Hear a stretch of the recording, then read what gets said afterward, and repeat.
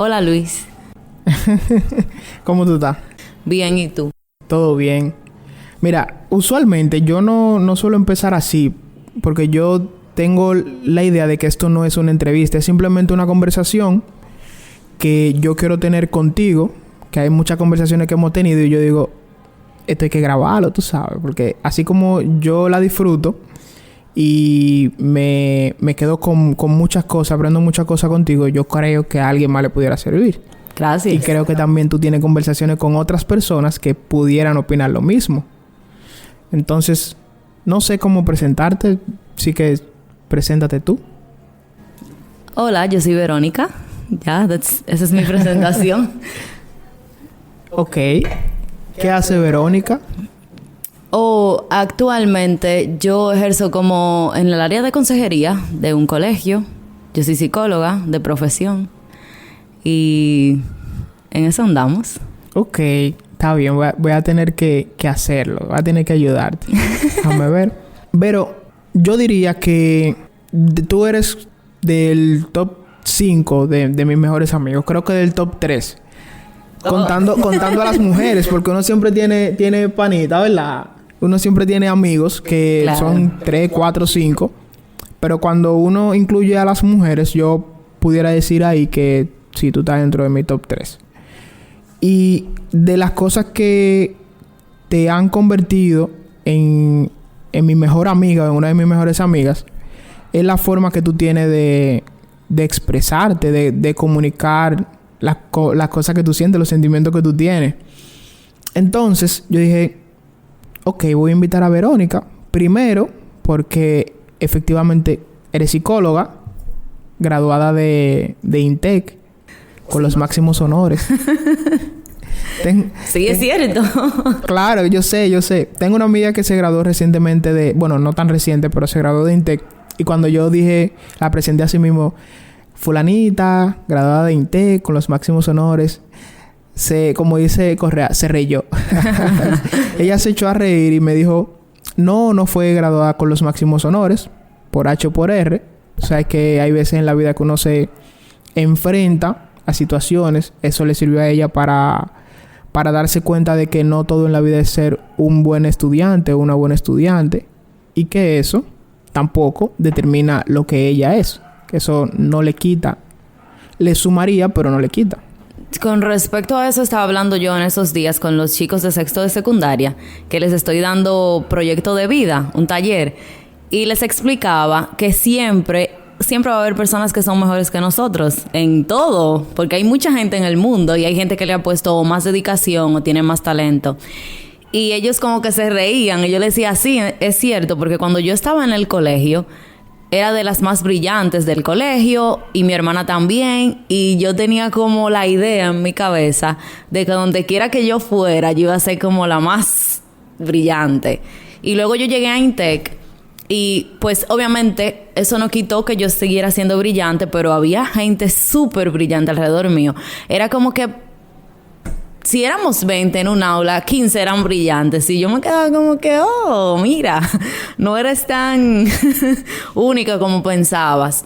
Pero sí, eso son cosas que uno va, a medida que uno se va sumergiendo como en otros ambientes y pues que la complejidad de la vida va aumentando, uno se va dando cuenta a sí mismo de que no todo es como uno quizás lo planeó o que uno no siempre va a destacar por las mismas cosas.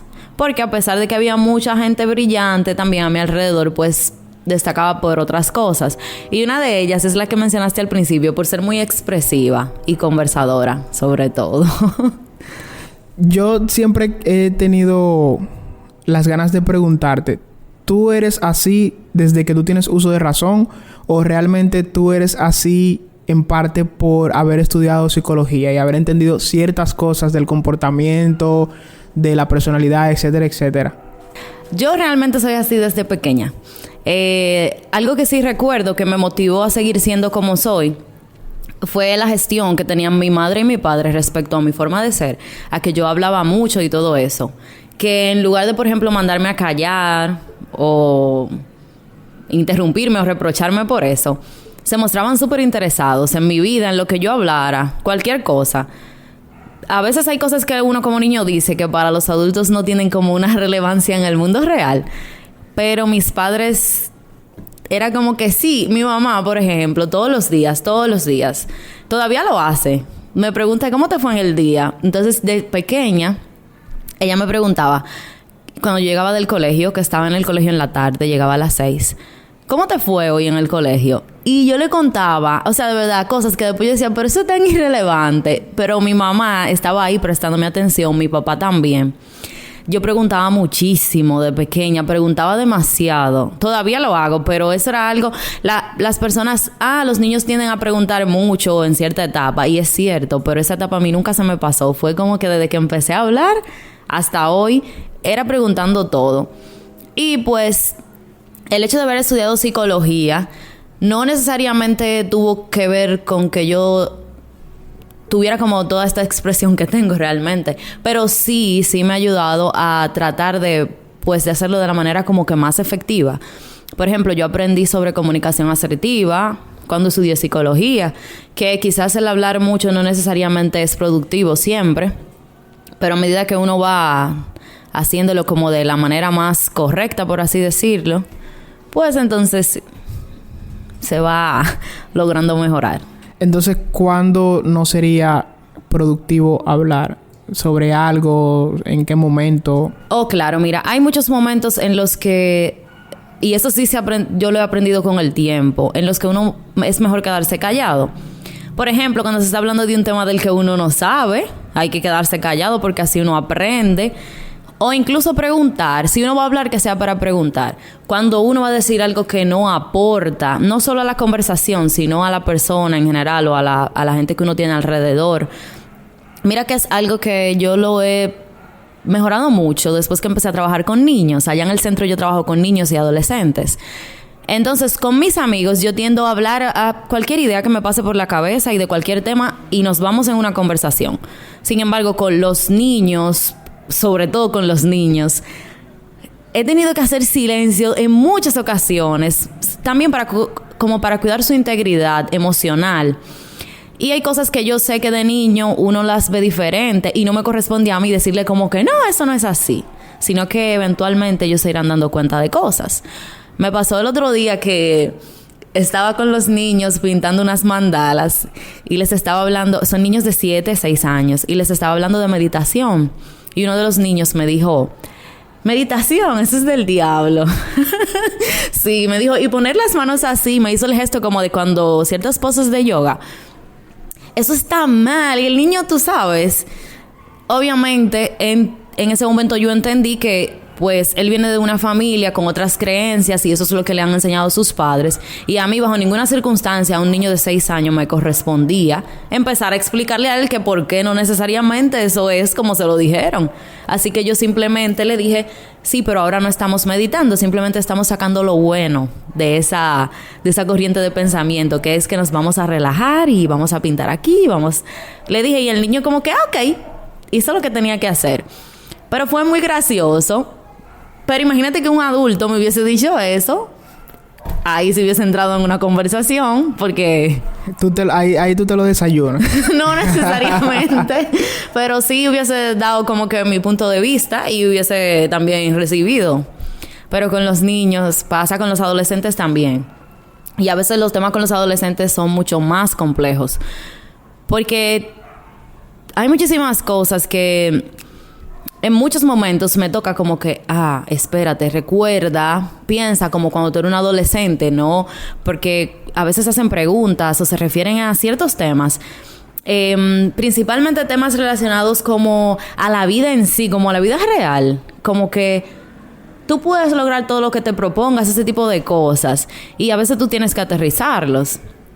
Y hay momentos en los que no te corresponde quedarte callado, pero hay partes que yo sé... porque lo viví, o por lo menos es lo que creo, que uno la va a ir aprendiendo a medida que le van sucediendo las cosas. Que por más que te la digan, por más que te las digan, nada. Sí les digo mucho eso. Yo les digo las cosas a ustedes, pero por más que yo se las diga, va a haber un momento de la vida en el que ustedes la van a aprender porque les sucede o porque les toca hacer algo. Y así, esos han sido como los momentos en los que más he tenido que en lo que entiendo que realmente hablar no sería tan productivo. Entonces, haciendo un paréntesis dentro del paréntesis, tú entiendes que se aprende más tropezando con tu propio pie. Bueno, es que, mira. Lo que yo entiendo es porque no me gusta clasificar las cosas como que más o menos, si así es mejor o peor. No. Simplemente es distinto. Porque cuando tú aprendes porque algo te sucedió a ti, tú lo interpretas desde tus vivencias, desde tu mundo interior. Y eso tiene un significado bien distinto, que de ahí en adelante tú empiezas a aplicarle a tu vida. No es lo mismo que tú lo interpretes desde lo que te dijo mami o desde lo que te dijo papi, que tú simplemente lo tomas si quieres y puede ser que te funcione, claro que sí.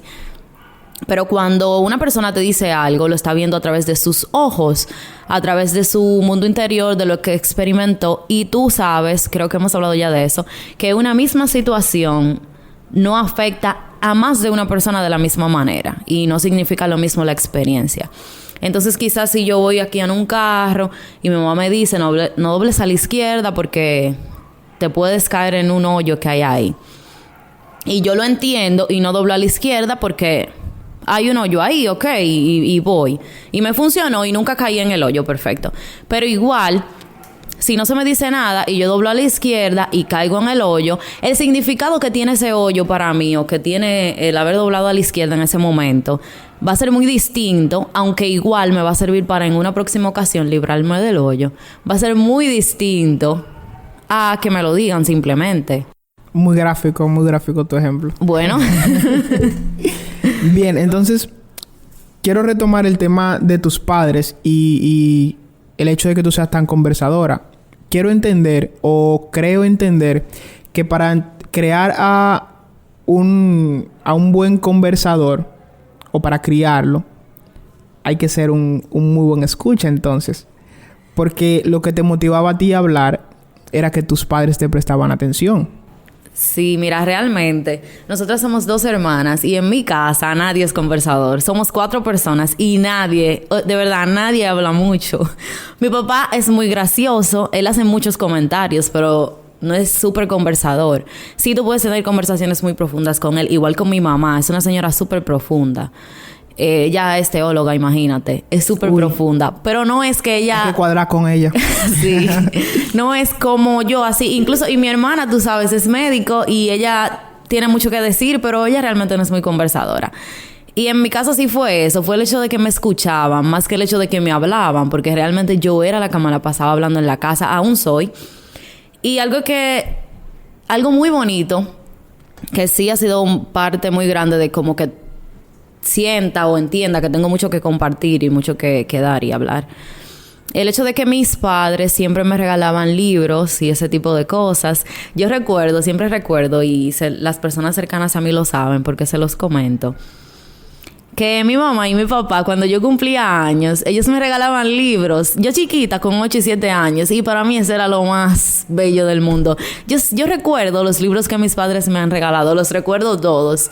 Y por lo general eran libros de inventos, de records, cosas como que para mí eran, ay, Dios mío. Recuerdo que mami una vez me compró una enciclopedia y tenía en la parte de atrás toda la mitología griega. Ay, Dios mío, me enamoré de todo eso. Y fue la primera vez en mi vida que yo tuve acercamiento a algo distinto a la religión del cristianismo.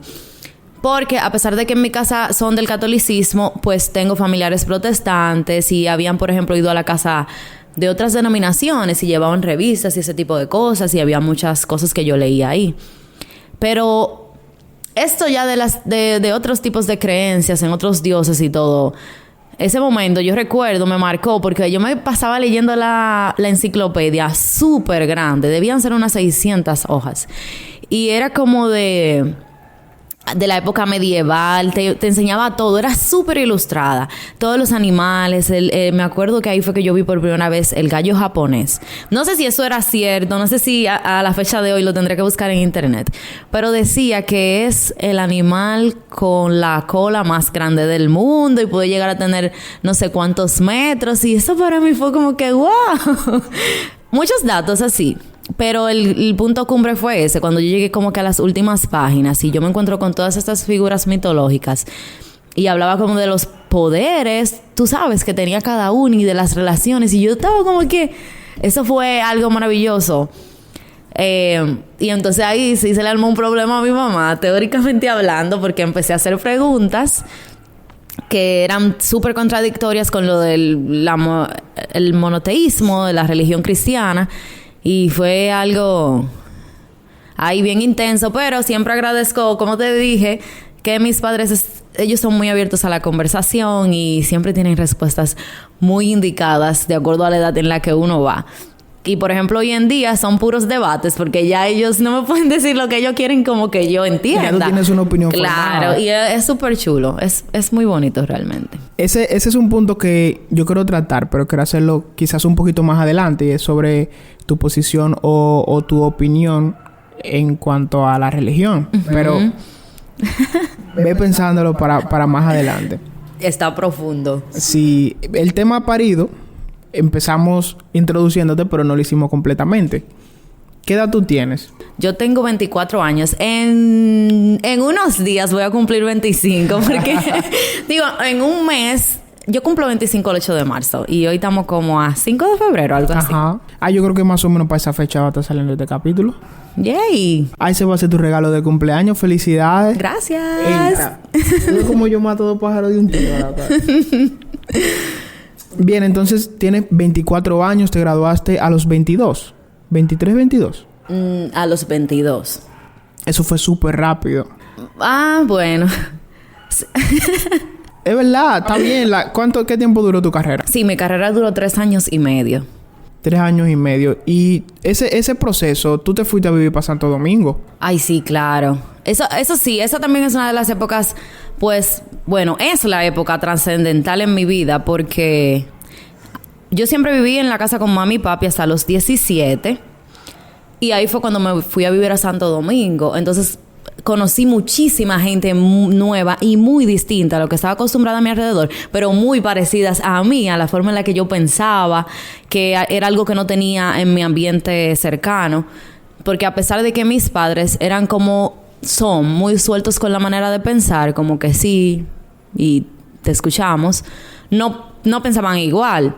Y entonces tú sabes que un adolescente con 17 años, yo dije, ay, nadie me entiende, toda dramática.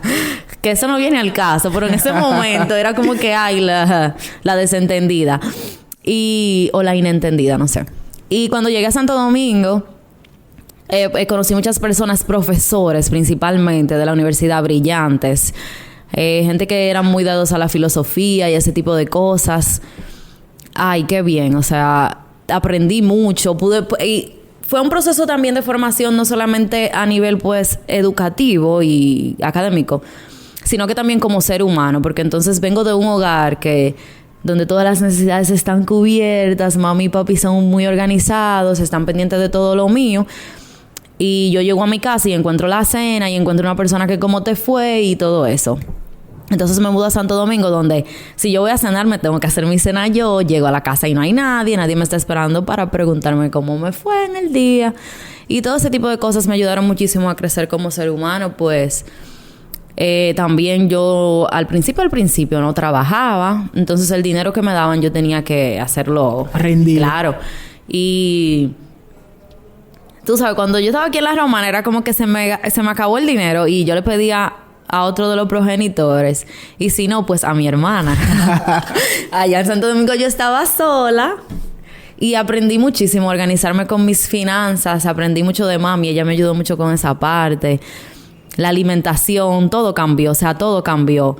Y yo siempre he sido una persona muy independiente. Desde pequeñita, siempre.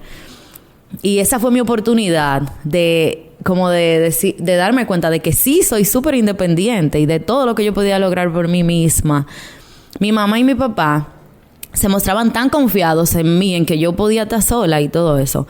Yo con 17 años, que para una cultura latinoamericana como la dominicana, claro. Es algo del otro mundo. En otros países ya los muchachos a los 16 son adultos, pues aquí no. Y eso también me ayudó mucho, pero eso me ayudó más con el tema de la empatía, sobre todo. Súper, súper mucho me ayudó. Porque tú vienes y conoces a todas esas personas Que de hecho, tú sabes que yo vengo de una clase social más baja y en Intec son como de clase media alta para allá. Sí.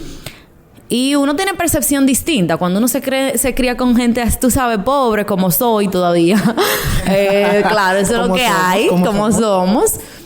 Uno le dicen ciertas ideas y le dicen ciertas cosas. Y luego tú llegas y te juntas con todas estas personas y tú dices, el ser humano es ser humano. No importa a qué nivel se encuentre. Sí hay muchísimos factores que son muy distintos dependiendo de tu clase social. Claro, ahí también yo dije, cóntrale. Sí, es cierto. Hay una diferencia muy grande en muchos aspectos. Incluso hasta la manera en cómo tú valoras el dinero o hasta un saludo que te da una persona. Pero te abre mucho también porque te da la oportunidad de relacionarte independientemente de eso, independientemente de ciertos factores, ciertas barreras. De cierto, no, porque tú vives en Casecampo y yo vivo en Villaverde, por ejemplo. O sea, esas son experiencias que marcan mucho realmente. Y si uno sabe sacarle lo bueno, pues... ¿Cuál fue esa... Si tú pudieras hacer una anécdota de ese momento en el que tú dijiste, ok, esto no era como yo lo pensaba sobre esta persona, que tú entiendes que tuvieras algún prejuicio y que ese momento entonces te llevó a cambiar esa manera de pensar que tú tenías? No necesariamente a cambiar la manera de pensar, sino a tener una perspectiva más realista, más aterrizada.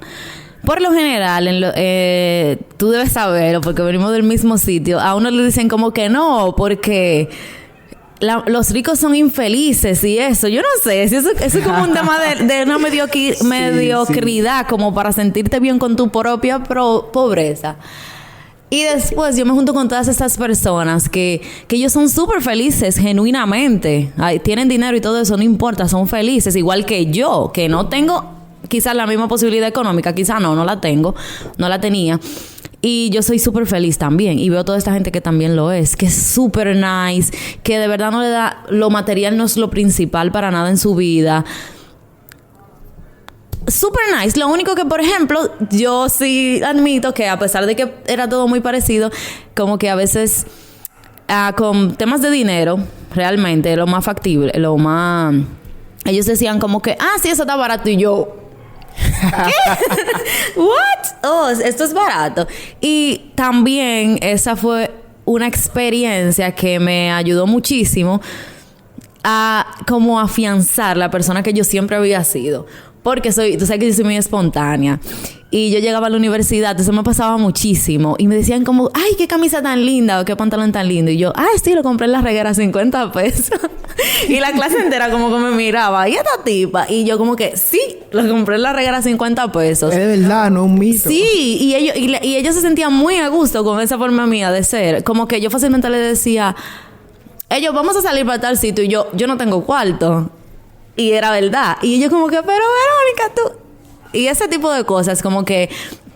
en lugar de hacerme sentir como con menos posibilidades en ciertos aspectos, o sentirme de que, ay, Dios... Sí, no puedo pagar 500 pesos por una hamburguesa y otras personas sí, bueno, qué bien. Yo no puedo y no lo voy a hacer. Entonces como que sí siguió afianzando la persona que soy, de dónde vengo y ese amor por lo mío, por lo genuino, o sea, muy lindo. También eso, vi que esas personas en ningún momento yo me sentí rechazada por nadie, por mi clase social, pero en ningún momento. De hecho, por lo que más me valoraban era por mi espontaneidad, mi genuinidad y por mi inteligencia. Nadie estaba pendiente de si yo era... Nada, o sea, nadie estaba pendiente a eso a la hora de la verdad. Y fue muy chulo, realmente. Esa no fue una experiencia, una anécdota en sí, que fue lo que me pediste, pero sí fueron como un conjunto de acciones que iban pasando a diario, que me hicieron eso, como, no, mira, todo bien. Tú sabes que tú mencionas el tema de que toda esta experiencia te llevó a aceptarte, que sabemos que en otro caso, en cualquier otro caso, esta misma experiencia hubiese llevado a una persona X a todo lo contrario, a generar inseguridades, etcétera, etcétera.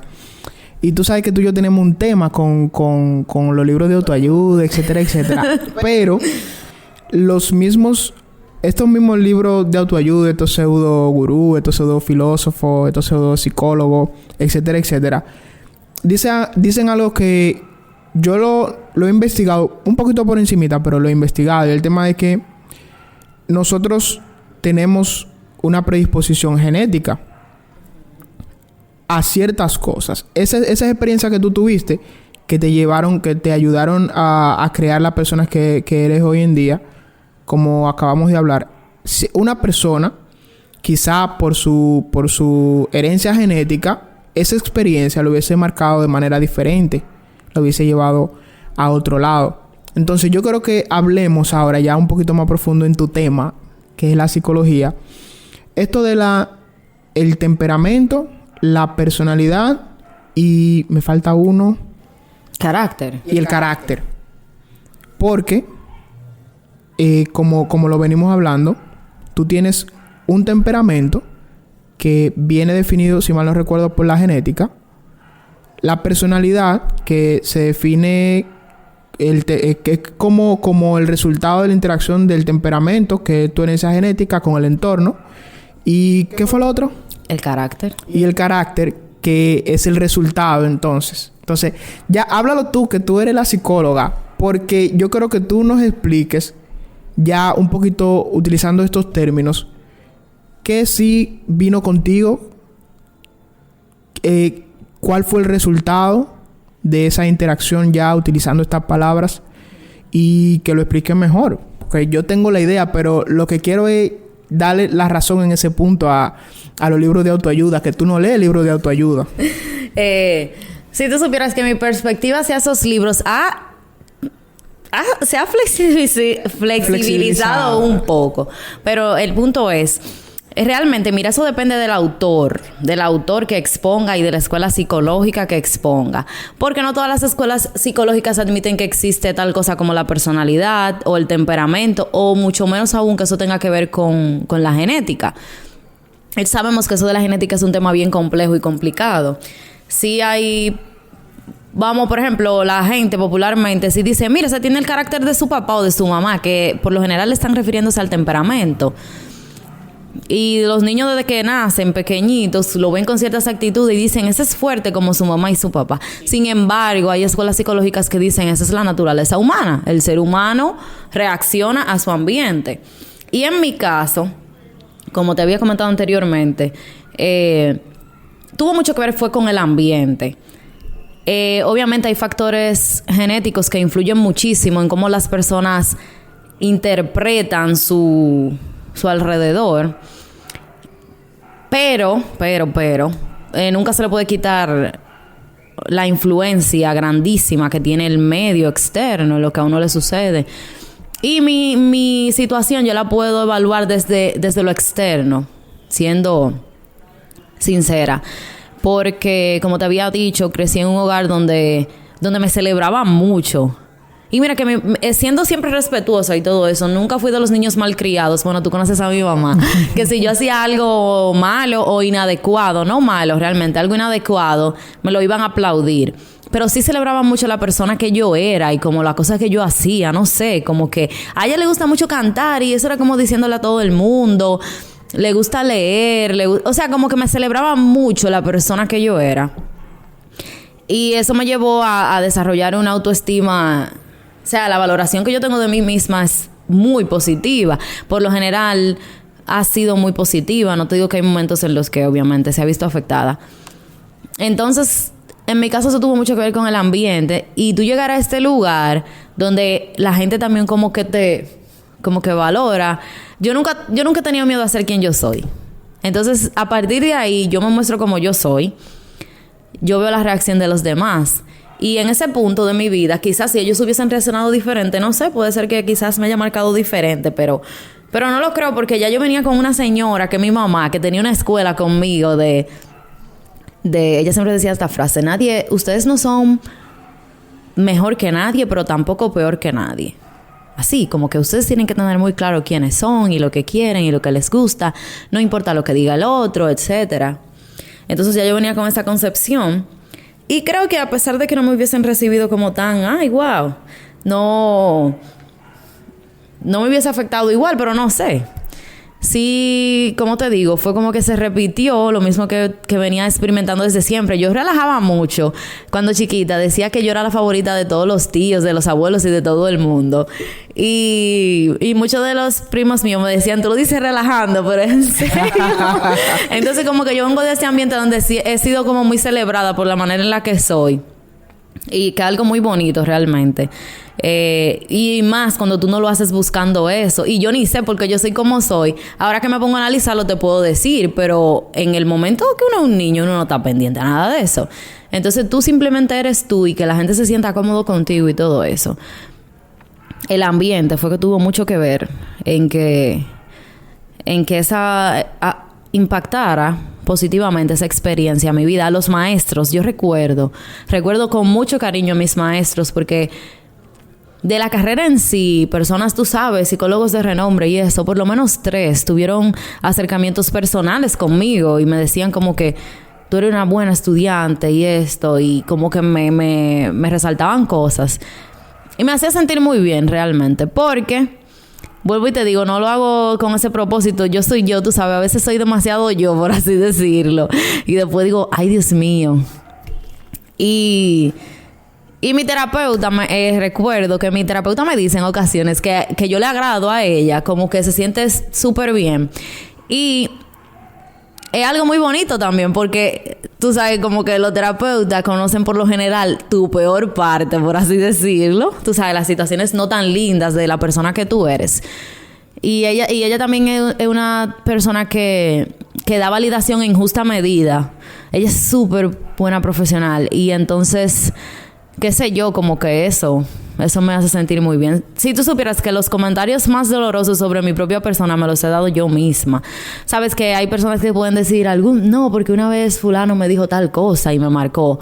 Y no, yo no te puedo decir. Yo sí, o sea, a veces yo me he maltratado de una manera. Hay 2 cosas que me llaman la atención del comentario que tú acabas de hacer. Primero, una psicóloga que tiene un terapeuta. Of course. Ok, vamos a hablar de eso. Segundo, que tú me dices que los comentarios más fuertes que te han hecho, te lo has hecho tú misma, pero tú me vives, por ejemplo, diciendo a mí, Luis, tú tienes que ser un poquito más flexible contigo mismo, tú tienes que ser un poquito más condescendiente.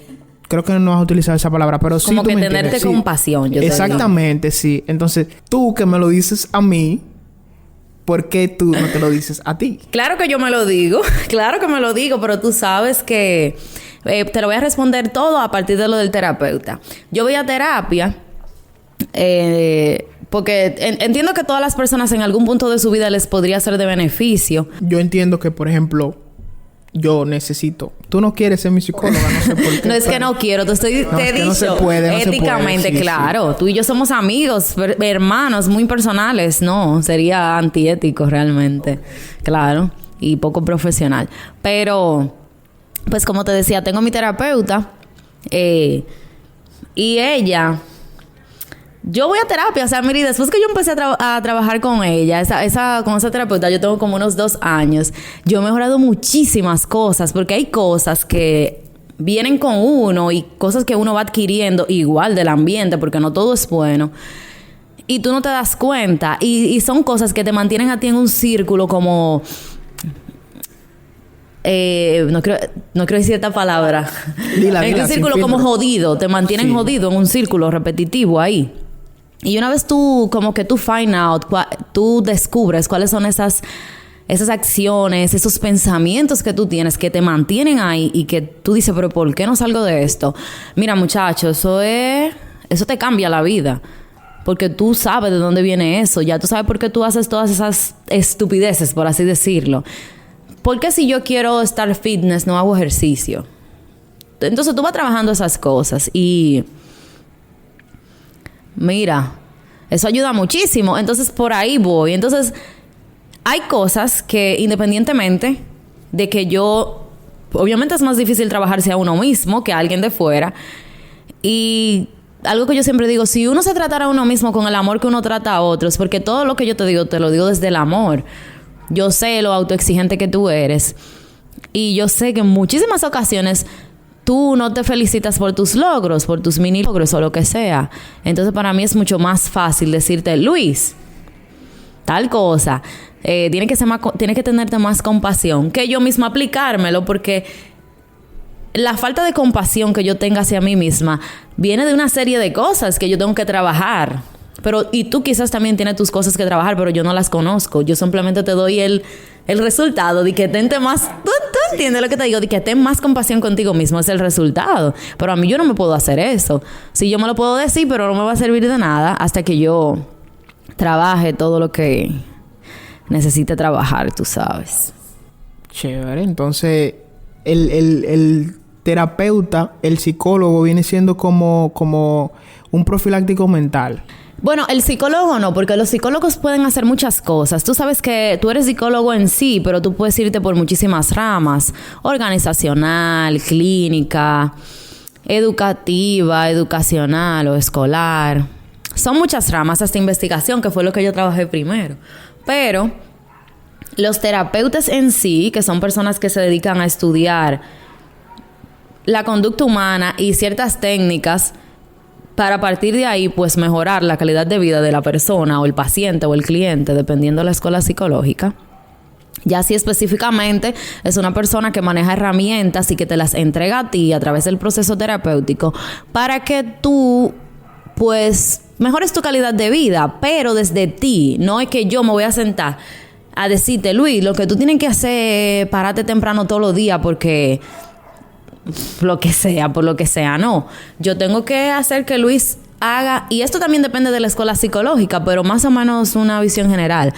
Luis haga una introspección y Luis encuentre dentro de Luis qué es lo que está pasando, de dónde viene esto, qué voy a hacer con esto.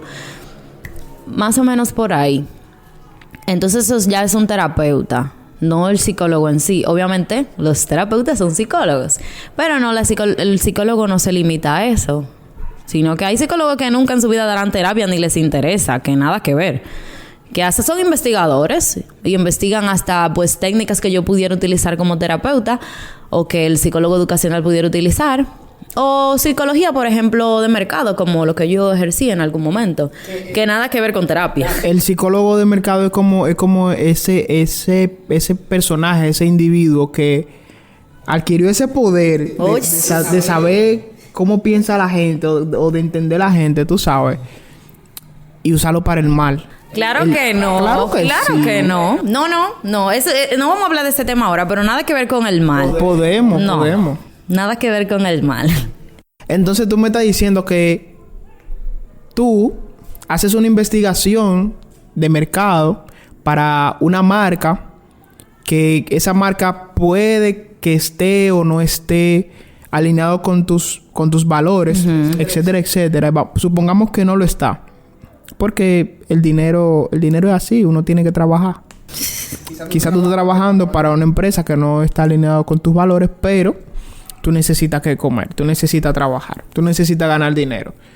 Y tú le estás dando la herramienta, tú y todo tu equipo con el que tú trabajas, tu equipo de psicólogos, tú le estás dando la herramienta a esa empresa para que continúe jodiendo a la humanidad, para que continúe jodiendo a la gente. A eso voy. En psicología de mercado no necesariamente son psicólogos los que están en investigación de mercados, que es la palabra.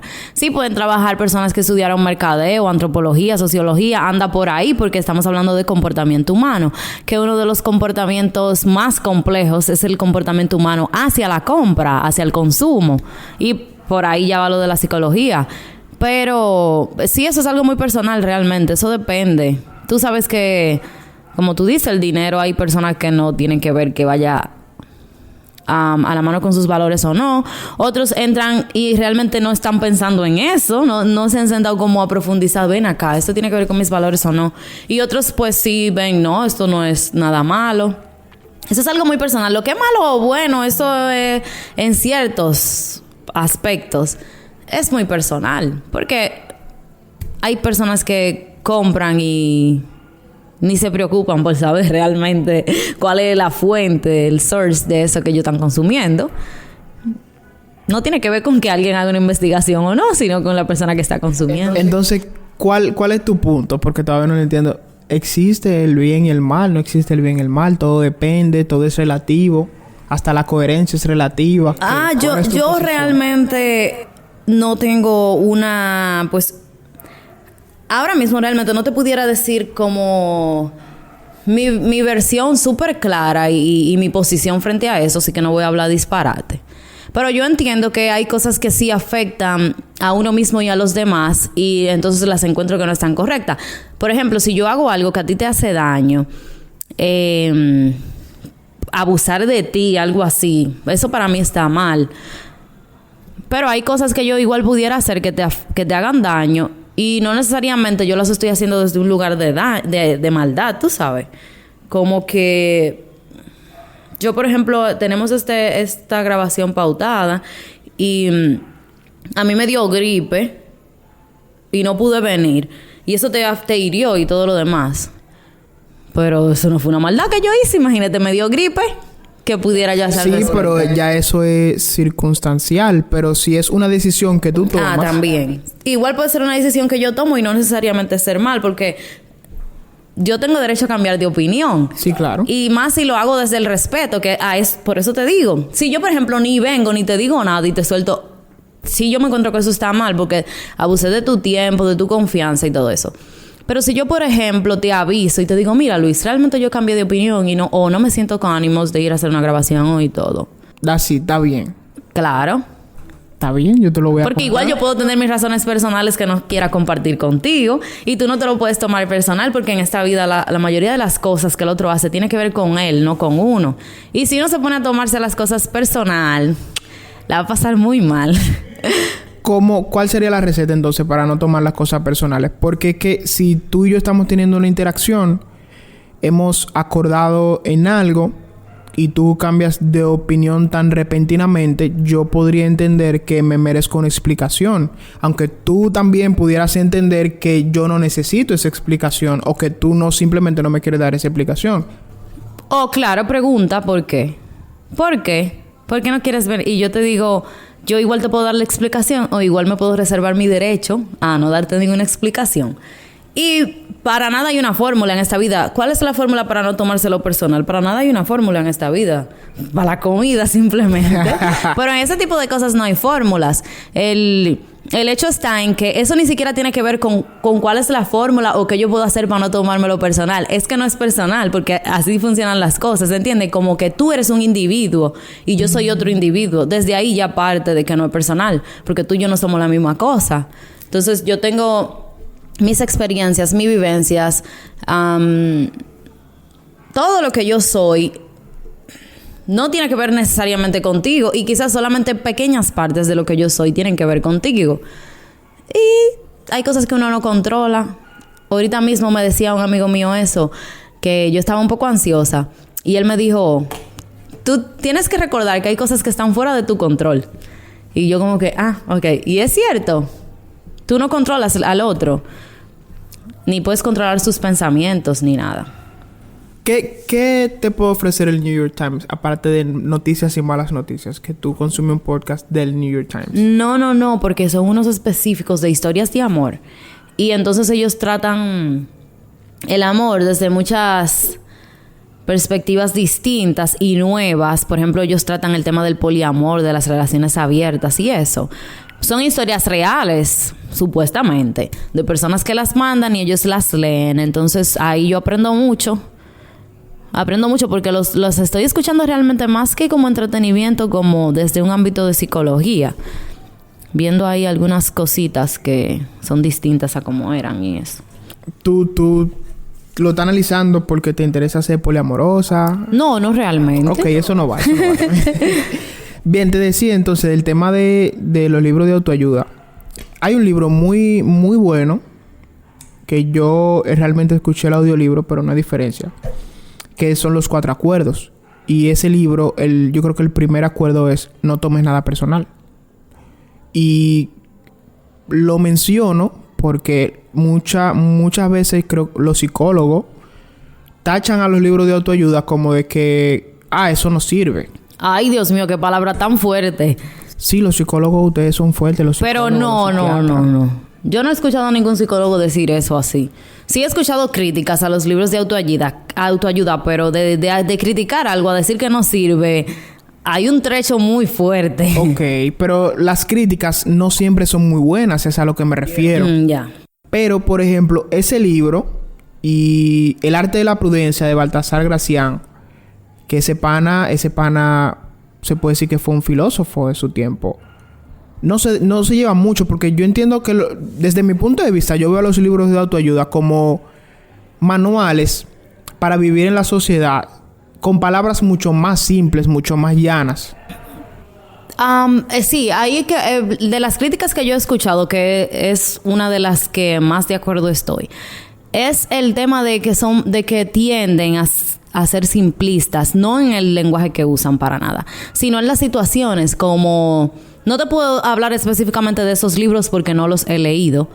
Pero, por ejemplo, dale un giro a tu vida en 2 semanas. Por ejemplo, que andan siempre unos títulos medio fantásticos. Y te está hablando un autor desde su propia experiencia. Y los factores de la vida de ese autor no son los de la mía. Y obviamente, me parece siempre me ha parecido algo extraño. No necesariamente malo. Para nada, pero algo muy extraño. Que tú me estés hablando a mí desde el éxito. O sea, como que... O sea, yo nunca he visto... ¿Cuál es tu punto? A ti te salió todo bien, ¿entiendes? Como que ¿por qué me estás hablando? ¿De qué me hablas? Y más o menos yo voy por esa parte de que simplifican todo. Como que sé feliz y no escuches las críticas. Claro que no. Detrás de que yo le pongo mucho caso a las críticas, hay una historia de una persona, de un ser humano, y siguen habiendo interacciones que no tienen que ver con que yo lo estoy viendo con el vaso medio lleno o medio vacío. No tienen que ver con eso. Entonces eso... No creo que sea de que no sirvan para nada. Claro que no. Las experiencias de todos los seres humanos son importantes, muy importantes y muy válidas. Pero de las críticas que he escuchado, básicamente son esas, que simplifican mucho situaciones muy complejas y además al lector tienden a darle, y eso sí, es que ahora no domino los números exactos, pero sí una investigación a base a eso, que al lector tienden a dejarlo con una sensación pues menos placentera que la inicial, como de que wow, no estoy haciendo nada de esto, no estoy logrando nada, en verdad no fui feliz en 2 semanas. ¿Me entiendes? Sí, cuando lo consiga los datos y eso te voy a avisar. Te lo voy a enviar. Chévere, pero tú dijiste que tu opinión sobre ese tema ha ido flexibilizándose. Entonces, ¿por qué ha ido flexibilizándose? Sí, porque antes, y eso de pequeña y de cuando era más adolescente, los odiaba. Era como que no quiero leer esto. No por lo que te estoy contando ahora, para nada. Yo ni pensaba en eso. Sino porque a mí me gustaba mucho la narrativa y esos libros no son de narrativa. Ok. Era por eso, yo los detestaba. Y además, mi mentalidad de esos tiempos, yo decía como que libros tan estúpidos. Y ahí sí era por el tema de los títulos, como que yo decía, pero por Dios. Tú sabes, porque no todos los libros de autoayuda son así, pero hay muchos libros de autoayuda que tienden a tener unos títulos como los que yo te dije, como conviértete en tu propio jefe, en no sé qué. Yo como que, pero en ese entonces yo no los daba analizando como lo he hecho ahora. Igual no me gustaban. No me gustaban para nada. En esa época a mí lo que me gustaba era el realismo mágico, que incluso sigue siendo lo favorito para mí, que 100 años de soledad, de hecho, me lo he leído como... Para ser específica, me lo he leído 3 veces. 2 veces en español y una en inglés. Y siempre lo amo. O sea, yo lo amo, no sé qué me pasa con ese libro. Y ahora que vi en esos días la película nueva que salió de Disney, Encanto, yo dije... Ven acá. Y encima son colombianos. Es súper parecido. Muchos elementos. Y se sintió muy bonito.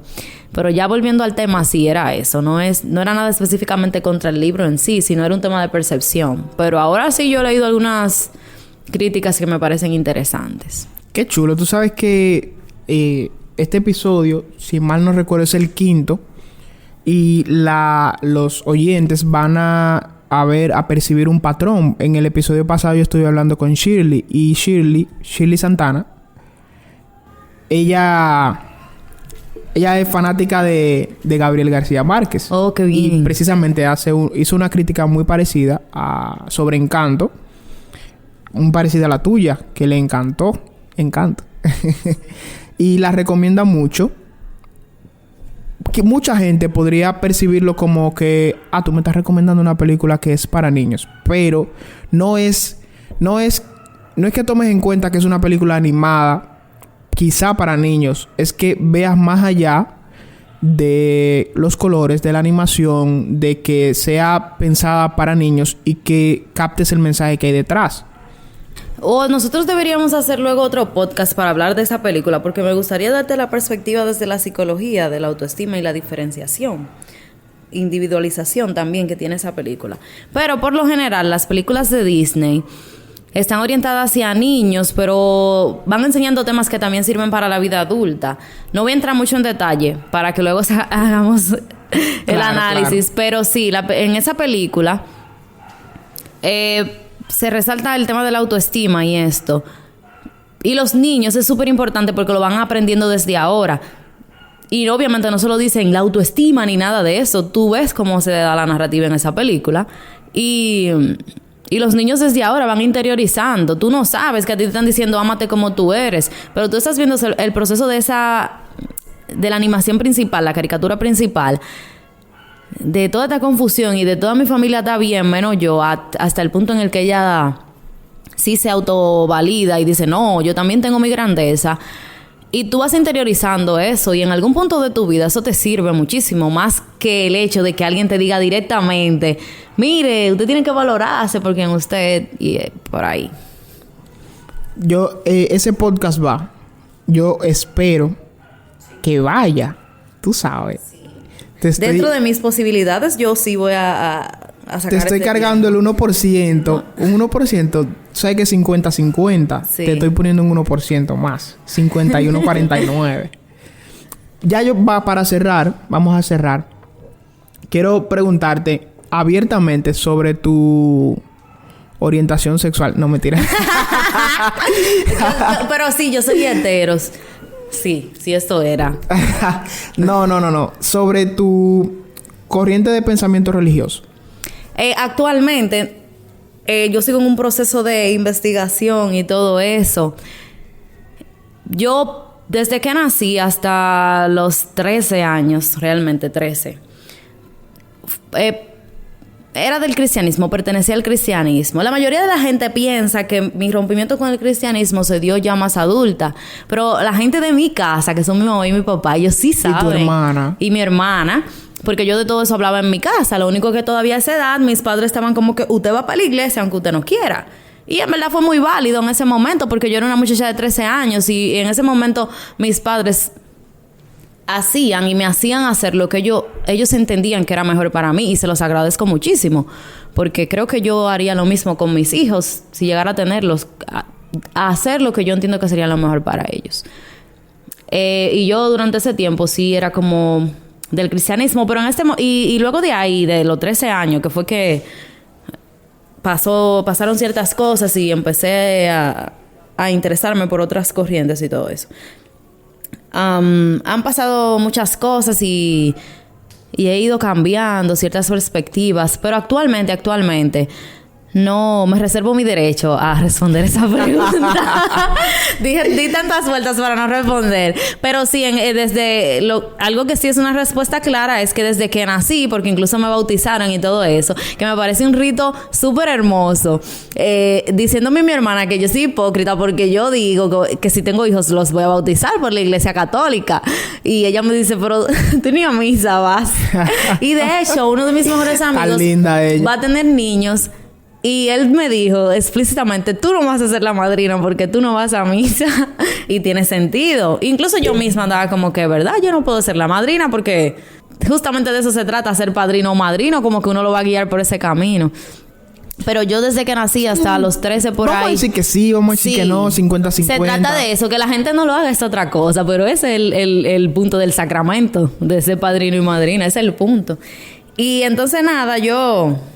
Ahí en ese punto fue que tuve una diferenciación, individualización de las creencias familiares. Y todavía estoy en ese camino ahí. Hace unos 10 años, tengo como unos 10 años en eso. Ha sido un camino muy bonito realmente, muy bonito y muy complicado. Sí, muy complicado. Ser agnóstico es un poco difícil. ¿Quién es agnóstico? No, o sea, qué sé yo. Pero... Me encantó esta conversación, de verdad que sí. A mí también. Yo creo que si yo pudiera hacer un podcast de 2 horas, 3 horas, 4 horas, estilo Joe Rogan, yo lo haría, tú sabes. Sí. O sea, sería súper chulo. Pero en realidad, tu tiempo no me pertenece, así que no puedo abusar de él. Bien, ya para cerrar, yo creo que sí, te acabo de dar las gracias, ¿verdad? Sí, gracias. Sí, gracias a ti, Luis, por invitarme. Fue muy grata esta conversación. De las tantas que hemos tenido. Sí, de las tantas que hemos tenido. Hasta por audio en WhatsApp. Sí. Yo creo, de verdad, tenemos que repetirlo.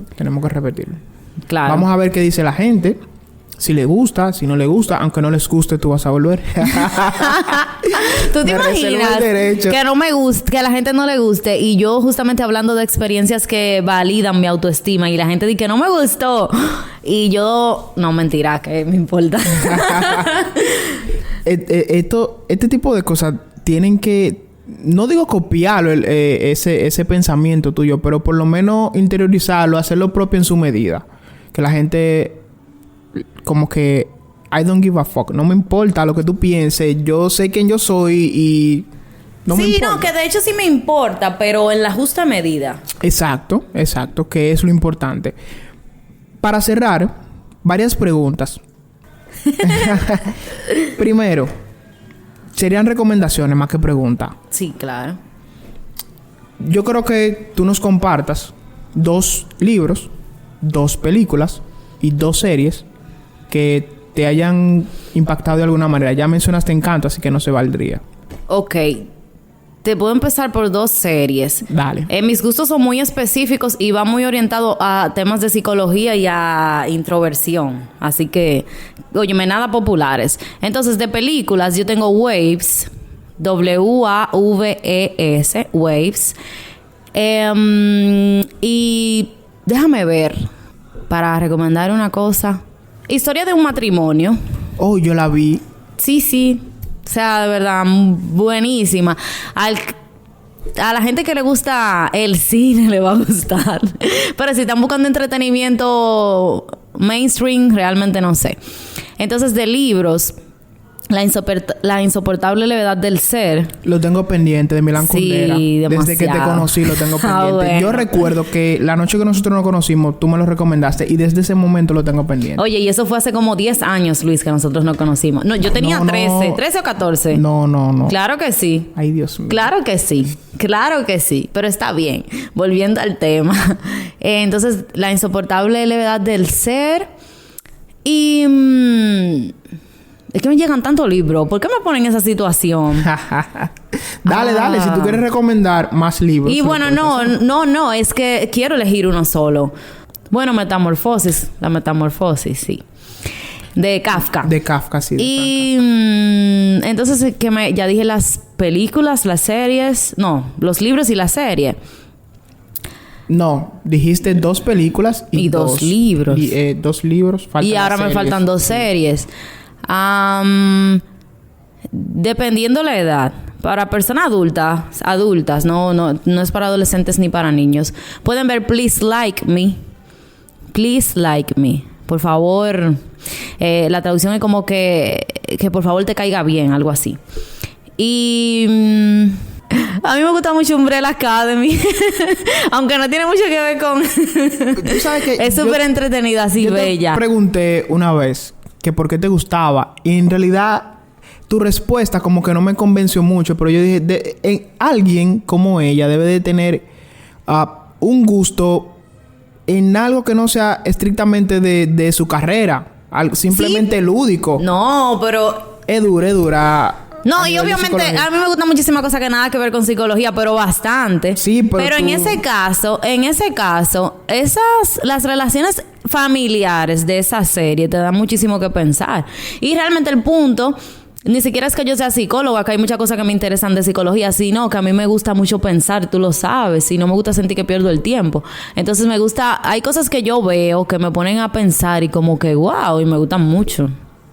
Chévere, chévere. Te la compro. Of course. Ok. Bien, yo quiero que tú, por favor, nomines a alguien que tú entiendes que sería bueno con quien yo conversar en el podcast. A tu mamá ya yo le voy a escribir, no vale que la menciones. A tu No. hermana eventualmente también. A tu papá es muy duro. Tu papá me cae súper bien. A mí también. Así que ya tú sabes, tu mamá, tu papá y tu hermana no cuentan. Ok, yo te recomendaría... Yo tengo un amigo que se llama Juan Carlos, que es una estrella. Yo le digo Juanca. Él... Juan Carlos, apellido. Montero. Ok. Montero Santana. Él... Mírame a mí dando los códigos aquí. Ahorita lo buscan Ahorita en sí, Instagram. sí. No, mentira. Pero 10 él... seguidores sube. Él es una estrella. Él es una estrella. Él sabe de arte, de cine. Él habla de todo. Súper existencialista. Sí, te lo recomiendo full. De verdad. Y te voy a poner en contacto con él para que... Chévere. No, y no solo eso, sino que tú tienes la responsabilidad de que él escuche este episodio. Claro. Que se suscriba al podcast. Que tú le digas, mira, escúchate ese episodio que hay algo... No le diga que tú lo nominaste. Para que él se tope con la sorpresa, claro. Y ya después tú me pones en contacto con él. Entonces, para finalizar... De todo lo que tú dijiste... Vamos a decir que... no lo condenses. No quiero eso. Sino yo quiero que... Tú, para cerrar ya... Me des un pensamiento que tú entiendas que te define. Un pensamiento que me define. Un pensamiento que te define. Una idea que te defina, claro. Una idea. Ey, yo soy duro. Mira cómo la dejé pensando. Ay. Una idea que me defina. Es que eso es muy difícil. Yo no me Sí, puedo claro. definir por una sola idea. Claro. O sea, no podría hacerlo. Pero una idea que yo pudiera dejar de lo que conversamos aquí es que no nos quedemos por dentro con nada que creamos que pueda aportarle al mundo y a la gente que nos rodea. Siempre que tú sientas que algo que está dentro de ti puede ser de beneficio, sácalo. That's it. Pero gracias. Gracias a ti, Luis.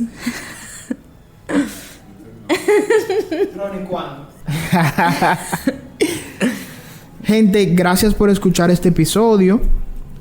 Como los últimos 4 episodios anteriores, hemos estado grabando en Adulam Casa de Adoración. Si usted está en La Romana, no deje de visitar Adulam Casa de Adoración, Adulam Grace House, en la Ducodrey número 43. Si usted es de aquí de La Romana, no se va a perder. Eso está atrás de Plaza Lama. Si no es de La Romana, pues dése una vuelta por acá por La Romana y venga a Adulam Casa de Adoración. Esto ha sido todo. Gracias por escucharnos y hasta el próximo capítulo.